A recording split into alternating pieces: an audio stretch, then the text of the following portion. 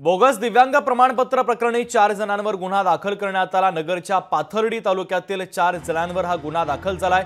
जिल्हा रुग्णालयातून बनावट प्रमाणपत्र मिळवलेलं होतं। तर प्रसाद बडे, सुदर्शन बडे, गणेश पाखरे, सागर केकाण अशी गुन्हा दाखल झालेल्या व्यक्तींची नाव आहे। जिल्हा रुग्णालयाचा लॉग इन आयडी आणि पासवर्ड वापरत शासकीय पोर्टलवर खोटी माहिती भरत हे प्रमाणपत्र मिळवण्यात आलं।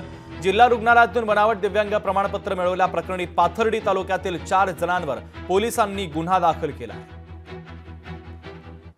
4 संशयास्पद सापडून दिले होते।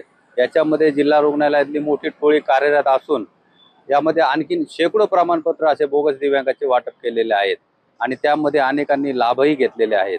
ते शोधणं आम्ही पोलीस प्रशासनाला आता मागणी करणार आहोत आणि यामध्ये प्रमुख मागणी अशी आहे का ज्या प्रमाणपत्रावर ज्यांचे स्वाक्षर आहेत त्यामध्ये जिल्हा रुग्णालयातील सिव्हिल सर्जन असतील, RMO असतील किंवा ज्या संबंधित विभागाचे तज्ञ डॉक्टर असतील यांच्या देखील या प्रमाणपत्रावर सह्या आहेत। त्यामुळे प्रामुख्याने यांना देखील आरोपी करावं अशी आम्ही मागणी पोलीस प्रशासनाला आता करणार आहोत।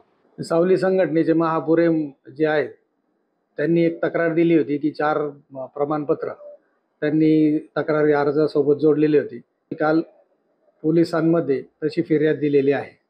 तर त्या फिर्यादीमध्ये संबंधित जे 4 ज्यांचे प्रमाणपत्र आहे ते आणि जे 2 संशयित कर्मचारी आहेत त्यांच्या नावाने फिर्याद नोंदवण्यात आलेली आहे। लोकशाही मराठी ऐका, पहा, जागरूक रहा।